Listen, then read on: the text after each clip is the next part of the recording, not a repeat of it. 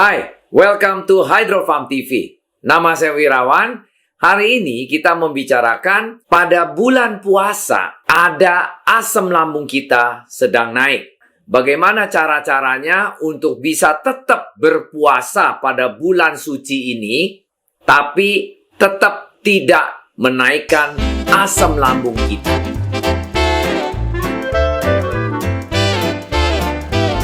Marilah kita pelajarin sama-sama, yuk.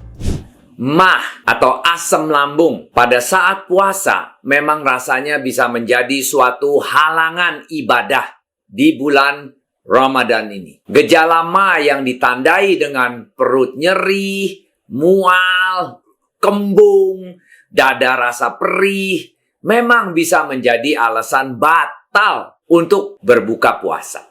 Sebetulnya, mah bukan menjadi halangan yang cukup berarti untuk memaksimalkan ibadah selama hari-hari puasa berlangsung. Dengan panduan ini, kita bisa menjalani puasa tanpa khawatir mah akan menyerang kita lagi. Puasa memang mengubah kebiasaan makan kita yang biasanya dilakukan pagi dan siang hari menjadi malam hari.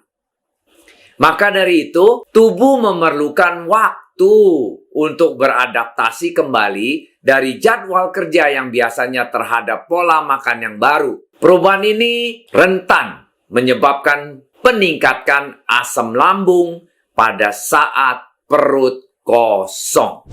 Hal ini tentunya dapat berdampak pada orang-orang yang memiliki penyakit mah. Meski memang puasa bisa memperbaiki gejala yang ada, hal ini belum tentu berlaku untuk pasien dengan mah yang sudah kronis. Nah, ini ada panduan untuk penderita mah pada saat puasa. Ayo kita pelajarin ya. Meski sudah minum obat, terkadang mah tetap bisa kambuh saat puasa. Umumnya ada beberapa dasar aturan makan yang bisa membantu kelancaran puasa ini. Nomor 1 adalah usahakan selalu sahur. Mah umumnya bisa dicegah jika kita selalu mengusahakan sahur setiap akan puasa. Jangan biasakan puasa tanpa sahur, nggak baik. Kita bisa 1 atau 2 kali tidak sahur karena berbagai alasan. Jika hal ini berlangsung terus-menerus, bisa meningkatkan resiko kekambuhan mah kita. Mah bisa kambuh di jam-jam puasa, terutama saat siang hari dari pukul jam 10 pagi hingga jam 12 siang. Karena kebiasaan kita jam 10, jam 12 itu makan siang. Untuk menyiasatinya, kita bisa makan pada waktu mendekati imsak. Saat sahur, sebaiknya konsumsilah karbohidrat atau makanan yang lambat dicerna saat sahur. Nah, nomor 2 adalah berbuka tepat waktunya. Berbuka puasa tepat waktu sangat-sangat penting untuk mencegah mah kambuh. Jangan membiasakan menunda-nunda waktu berbuka puasa. Hindari minuman berbuka puasa yang mengandung kafein dan pedas-pedas. Buatlah jadwal makan yang baru selama bulan puasa ini. Jangan makan dengan porsi yang terlalu banyak dalam sewaktu. Sebab kebiasaan ini akan membuat organ lambung kesulitan dan membutuhkan waktu yang lama untuk memecahkan makanan. Kalau kebanyakan ya lambung kerjanya berat. Jika kita sebelumnya makan 3 kali sehari, bisa mengubahnya menjadi 4 atau 5 kali dari waktu berbuka puasa hingga waktu imsak dengan porsi masing-masing lebih sedikit. Berarti dengan habis buka puasa sampai pagi lagi kita usahakan makan porsinya jangan sekaligus banyak-banyak. Porsi sedikit, cuman berkali-kali. Menggantikan pada siang hari yang kita makan itu digantikan jadi malam hari. Porsinya kecil-kecil, kita bisa 4-5 kali nyemil atau makan porsi kecil-kecil sepanjang malam. Itu yang benar. Nah, nomor 3, konsumsi makanan yang kaya serat saat sahur.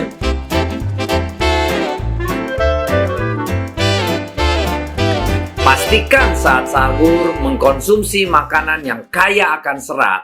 Serat banyak ditemukan pada buah-buahan, sayur-sayuran, kacang-kacangan, beras, agar-agaran, dan gandum. Makanan yang kaya akan serat biasanya mengandung karbohidrat kompleks.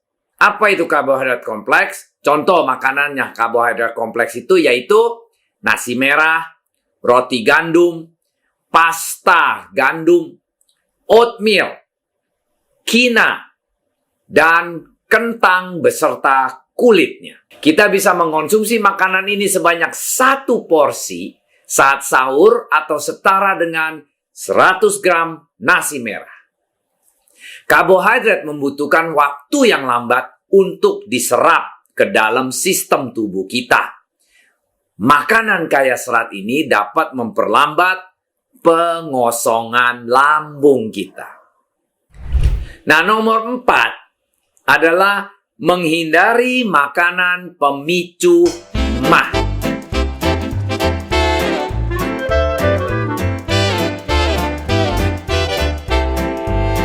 Saat sahur dan berbuka puasa, harus menghindari makanan yang dapat membuat asam lambung naik. Apa aja? Hindari makanan yang berlemak. Karena makanan yang banyak lemaknya, mengandung lemak, dapat meningkatkan peradangan pada selaput lambung kita. Para dokter di University of Maryland Medical Center merekomendasikan agar pasien dengan gastritis atau sakit MAH menghindari makanan olahan yang mengandung gula selain lemak trans. Mie dan pasta merupakan contoh makanan olahan yang bisa mengiritasi selaput lambung kita. Makanan pedas semacam kayak cabai rawit, mustard, dan saus sambal yang juga dapat memperburuk gejala gastritis kita atau lambung kita.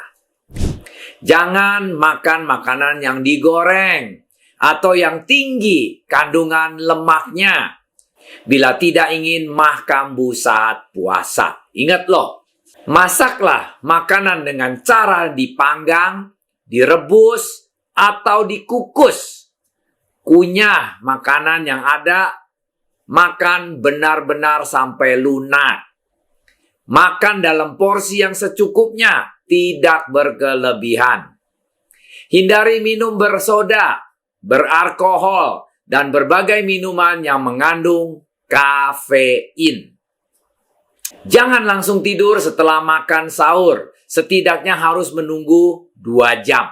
Kalau nggak perut kita jadi gemuk, makanan jadi di perut. Nanti lemak-lemaknya atau gulanya. Apa sih yang perlu diperhatikan pada saat puasa kita?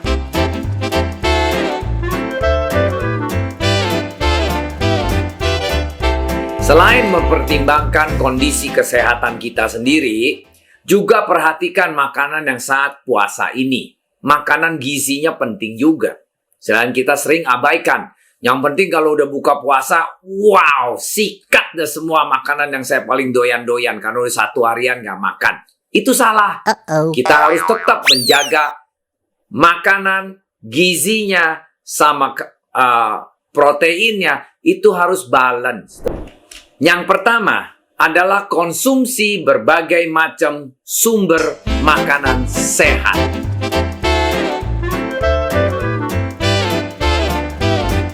Semakin bervariasi makanan yang dikonsumsi, berbagai macam nutrisi lebih cenderung mudah didapatkannya. Ya jelas, makin banyak variasi, makin banyak gizi nutrisinya. Kebutuhan gizi selama puasa perlu diperhatikan.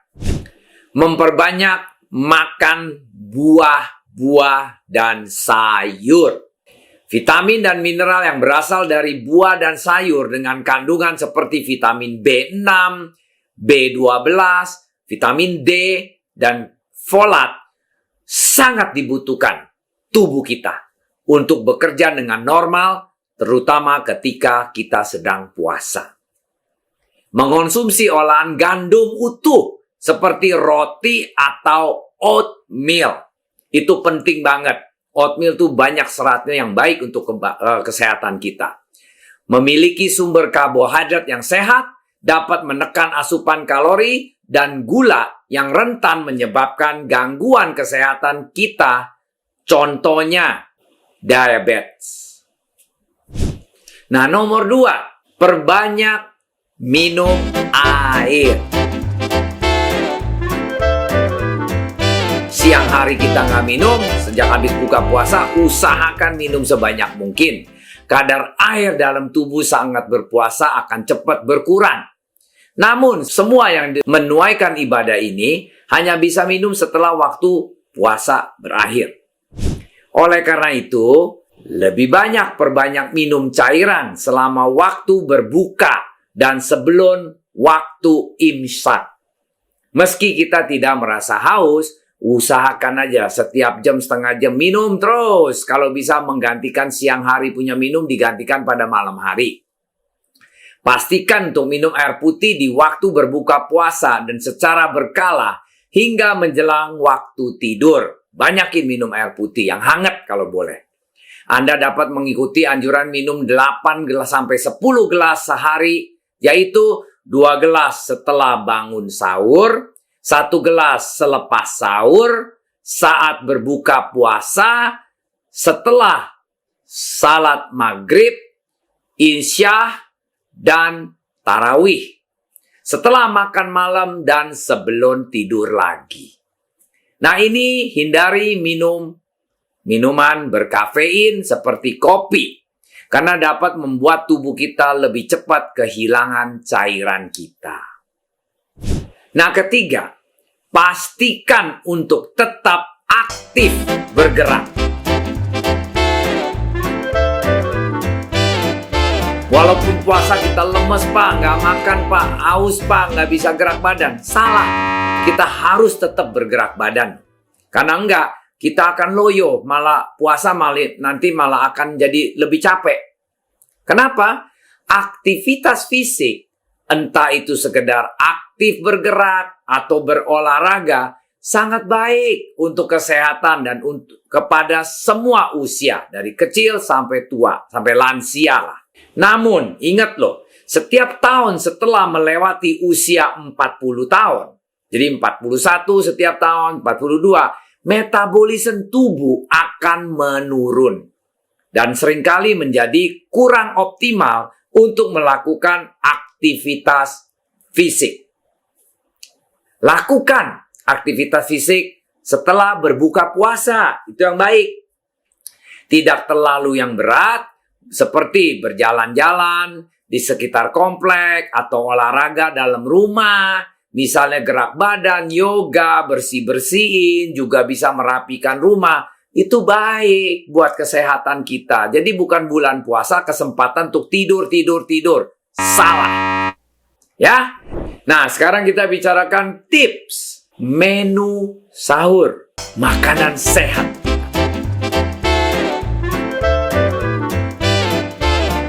Kita sahur di pagi hari, makanannya harus sehat-sehat. Ini ada sedikit indikasi menu apa aja sih yang makanan yang sehat-sehat dan enak dan lezat. Menu pertama, yaitu kita ayam panggang, telur orak-arik, pepes tahu, bayam, brokoli, dan jagung kukus, dan serta salad buah.